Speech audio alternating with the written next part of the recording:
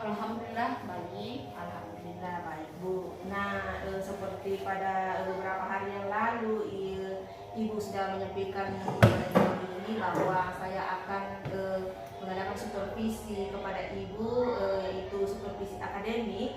Nah, di mana kita ketahui bahwa tujuan dari supervisi akademik yaitu untuk membantu Ibu dalam meningkatkan dan mengembangkan kompetensi mengajar. Nah, kira-kira Ibu, saya akan supervisi Ibu di kelas berapa? Di kelas 5 Bu. Oh, kelas 5. Ibu boleh tahu pembelajaran apa atau materi apa yang akan Ibu ajarkan?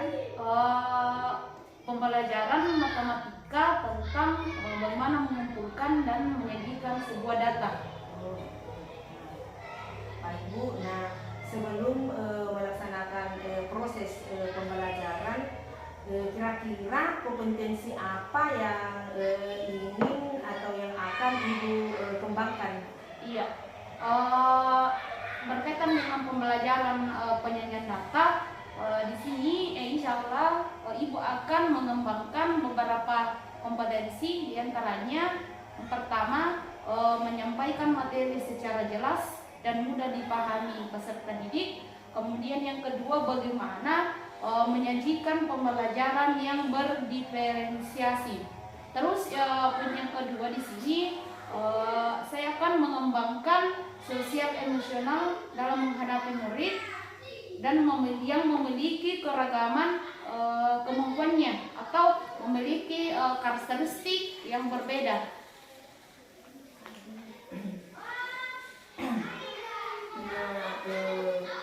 Baik Bu, tadi Ibu sudah memaparkan tentang kompetensi-kompetensi yang akan Ibu capai atau akan Ibu kembangkan.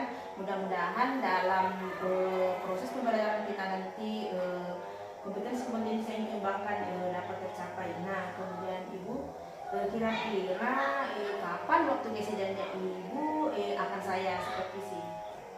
Insya Allah hari Senin tanggal 28. Hari Senin tanggal 28 Iya. depannya. Assalamualaikum warahmatullahi wabarakatuh. Waalaikumsalam warahmatullahi wabarakatuh. Bapak Ibu, silakan dilanjutkan ke saya di belakang untuk mengamati atau observasi. Iya, silakan.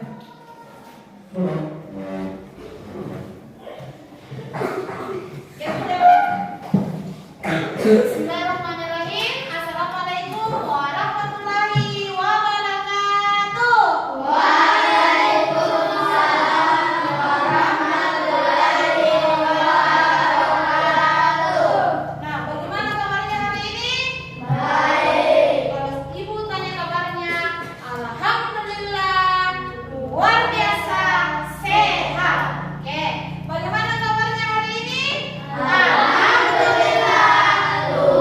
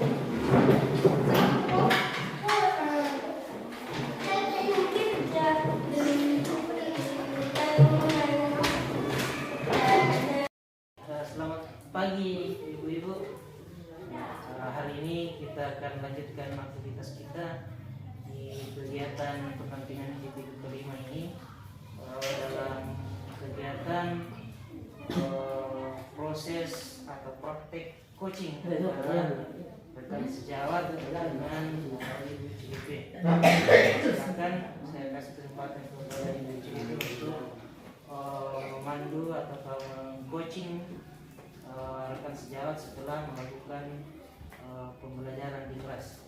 Pada Ibu silakan. Pak, terima kasih atas kesempatannya. Baiklah, saya akan praktik dengan teman sejawat. Ibu, bagaimana perasaan Ibu setelah selesai mengajar tadi? Ya, alhamdulillah tentunya saya merasa senang, Bu. Alhamdulillah. Nah, pada saat praobservasi Ibu, di situ kompetensi yang akan Ibu kembangkan yaitu menyampaikan materi secara jelas dan mudah dipahami, menyajikan pembelajaran yang berdiferensiasi sesuai dengan kebutuhan murid. Apakah tadi setelah proses pembelajaran Ibu sudah sesuai dengan rencana yang rencana yang Ibu kembangkan pada praobservasi? Ya, tentunya saya merasa, Bu, bahwa apa yang saya sampaikan tadi sudah sesuai dengan apa yang saya rancang sebelumnya dan apa yang saya desain sebelumnya, dan disesuaikan juga dengan kebutuhan dan karakteristik peserta didik itu sendiri. Itu karakteristik tentang peserta didik. Nah, dari ketercapaian tujuan pembelajaran Ibu tadi, kira-kira ketika kita dikategorikan di angka 5 sampai 10, kira-kira Ibu itu berada di angka berapa, Bu? Ya, kalau berbicara tentang masalah interval angka dari sekian, ini merasa saya hanya berada di kategori 7 sampai 8. Kenapa saya merasa seperti itu? Karena saya melihat masih ada beberapa siswa yang belum memahami betul atau masih bingung dengan tujuan pembelajaran kita, seperti itu, Bu. Nah, apakah tadi sementara proses pembelajaran, apakah Ibu ada kesulitan atau masalah yang Ibu hadapi? Ya, kalau kita berbicara tentang kesulitan pada saat pembelajaran, ya tentunya ada sih, Bu. Tapi bagaimana kita momennya sehingga kesulitan itu bisa teratasi. Contohnya tadi masih ada beberapa peserta didik yang belum memahami tentang khususnya di diagram batang. Dia masih bingung antara menggambar diagram itu berada pada posisi antara angka 1 dengan angka 2. Kalau dia angkanya itu lebih dari 1, pembulatan itu dia masih bingung. Rupanya ada di titik mana, seperti itu, Bu. Bu, nah kita lanjut ke berikutnya.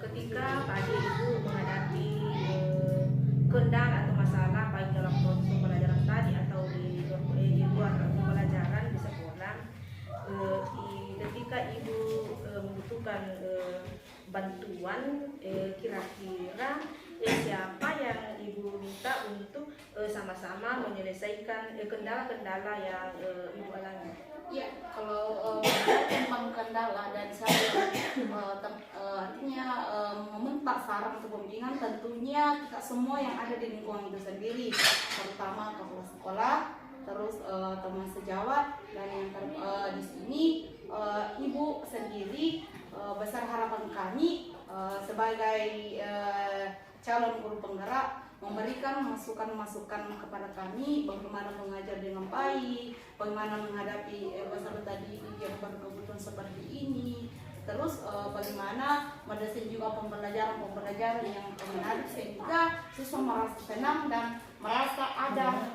di dalam pembelajaran itu. Terima kasih, Bu, atas mengambil maksudnya saya dalam mengatasi masalah-masalah saya sebagai calon guru penggerak itu selalu siap untuk berkolaborasi dengan Ibu, selalu siap untuk membantu kendala-kendala Ibu dalam proses pembelajaran atau dengan menggunakan desain-desain pembelajaran sesuai yang sudah kami pelajari di modul guru penggerak. Ya, itulah selain juga harapan saya, mungkin juga harapan teman-teman di sini dengan kehadiran Ibu sebagai calon guru penggerak, ya tentunya memberikan satu perubahan kepada kami semua. Bagaimana sebenarnya posisi seorang guru itu di dalam memberikan pembelajaran kepada peserta didik seperti Ibu. Insya Allah Ibu, saya akan selalu siap. Nah begini Bu, tadi itu Ibu mengatakan bahwa Ibu mengalami ada kendala, maksudnya belum mencapai maksimal tujuan pembelajaran. Kira-kira ke depannya Ibu, pembelajaran ke depannya, adakah trik-trik yang bisa Ibu gunakan sehingga tujuan atau peserta didik itu semua sudah bisa memahami materi-materi yang Ibu ajarkan? Ya, tentunya yang pertama di sini seorang guru itu harus menguasai pembelajaran, itu yang pertama, tujuan pembelajaran. Kemudian yang kedua, bagaimana kita itu menampilkan pembelajaran, mendesain pembelajaran sehingga pembelajaran itu menarik. Yang kedua, bagaimana membuat media pembelajaran. Meskipun kita di sini tadi menggunakan media berbasis teknologi, tapi alangkah bagusnya juga kalau kita dukung dengan adanya benda-benda konkret seperti itu, karena siswa itu merasa nyata dengan adanya tersentuh dengan adanya benda-benda konkretnya, dia tersentuh dengan pembelajaran itu, nyata disaksikan bahwa oh ini sesungguhnya maksud dari tujuan pembelajaran kita. Seperti itu. Kedepannya setelah kita melakukan lagi pembelajaran, trik-trik yang Ibu akan gunakan itu sudah sangat bagus, dan mulai dari observasi dari Ibu tadi dalam membawakan materi mulai dari kegiatan awal, kegiatan inti, dan kegiatan akhir sampai dengan pemberian tugas, Ibu sudah sangat luar biasa, sudah sangat keren dalam memaparkan materinya. Terima kasih banyak Ibu karena pemaparan tadi sudah sangat luar biasa. Mudah-mudahan pembelajaran berikutnya lebih ditingkatkan lagi atau lebih luar biasa lagi, sehingga peserta didik itu merasa bersemangat untuk selalu mengikuti pembelajaran Ibu.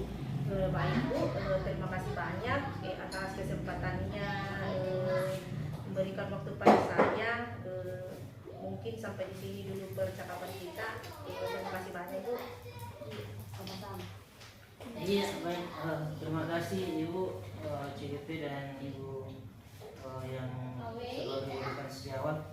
Luar biasa apa yang telah Ibu berdua diskusikan. Artinya dari diskusi Ibu tergambar bahwa begitu menyenangkan pembelajaran yang telah dilakukan, begitu nyaman, begitu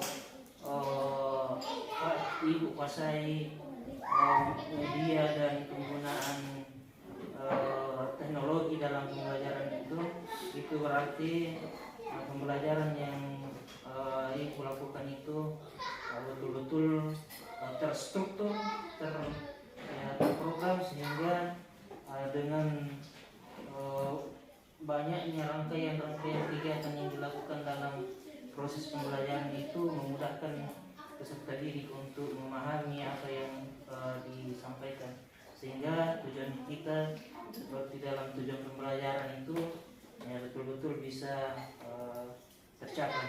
Jadi Ibu CDP dan Ibu yang selaku rekan sejawat, saya ucapkan banyak terima kasih, tetap berinovasi dan semangat selalu. Ya, terima kasih. Orang dengar kita sutradara.